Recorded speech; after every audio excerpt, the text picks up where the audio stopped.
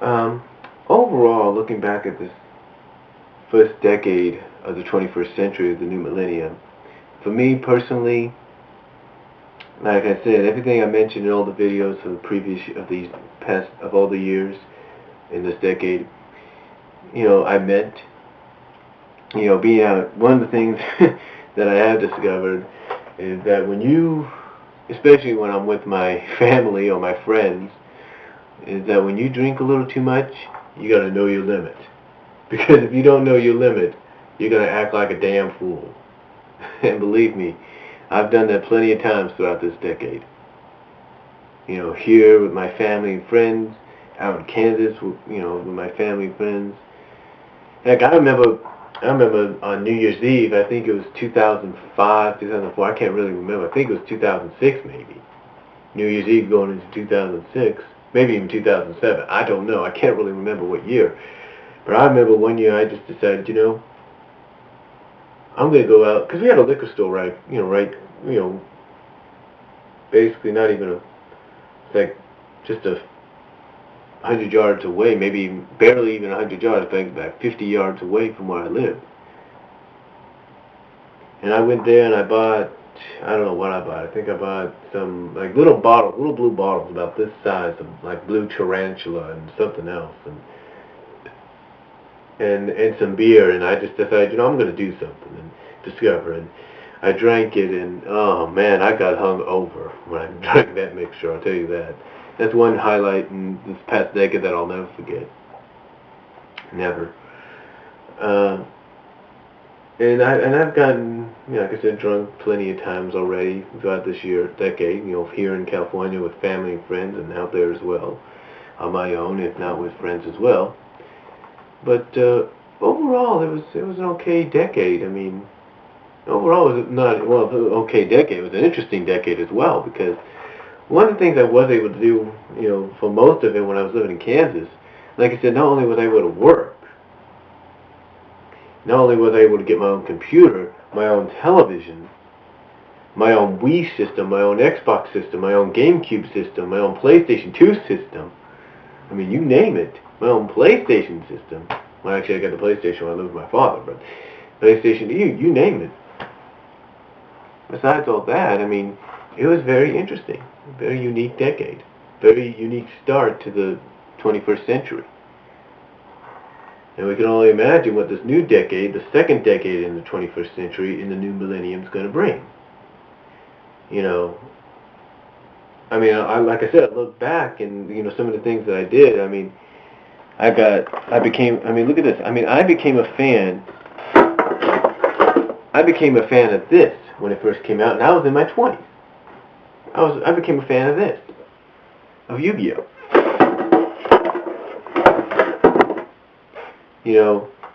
I went out and I bought myself a DVD recorder. Not once, not twice, not three, not four, but 4 or 5 times.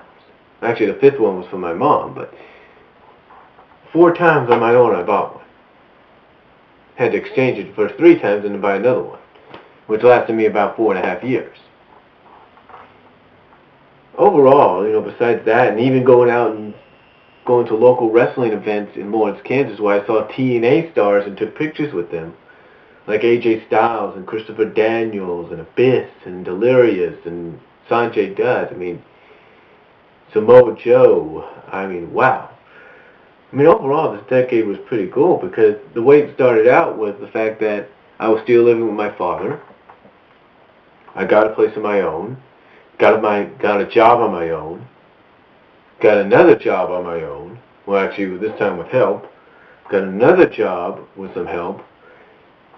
Then got another job with some help, and then Walmart I got on my own. And then I came back out here, and I'm now living with my mom. So I guess you could say throughout the decade I've come full circle. I've gone from living with my dad to living on my own to living with my mom now, which is no big because I know there's a lot of people, a lot of guys and girls at my age that still live with their parents. So, so it's no biggie. In fact, I like it. I like it because at least I'm not getting people banging on my floor, on their ceilings on my floor, or banging on their floor on my ceiling, telling me to shut up. telling me to keep quiet. I'm not having people come. I'm not having janitors come in to my apartment and say, go into my apartment in the middle of the night saying, "Oh, I got complaints that from so and so that you over flooded the toilet with suds and all that because you want to take you want to take this bubble bath or things like that." It's like, at least I'm not dealing with that shit anymore. And that's one of the benefits, one of the best benefits of moving out here towards the end of this decade to be with my family. I don't have to deal with that shit anymore out there. But overall, very interesting decade, coming full circle of a decade for me. So, and I can only wonder what the new decade, 2010, starts out, when we start out in 2010, what that new decade's going to bring. Some people, through Malaysian calendars, are predicting the end of the world in 2 years. Some, like myself, and people at my church are saying, hey, we never know when, the rapture is going to happen because the Lord doesn't even know when it's going to happen. So, we're just going to have to sit back, wait, take one day at a time, and, live out our lives the best we can, because we're not promised tomorrow. Because they say, as it says in Scripture in the Bible, live for today, not for tomorrow, something like that. Or it's basically, today is the day the Lord has made. We should rejoice and be glad in it. That's the saying we should go by in this next decade. Don't worry about tomorrow. Live for today, because it may be the last day you ever have. And also, read from the Bible. This is a saying that I think the whole world should go by. That today is the day the Lord has made. We rejoice and be glad in it, because we're not promised tomorrow.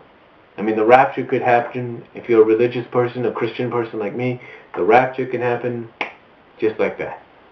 In the thief of the night, we could be taken up, as you said. For those that believe it. I mean, I believe it. I strongly do. But anyway, that's my overall look at the first decade of the new millennium. I hope you enjoyed it.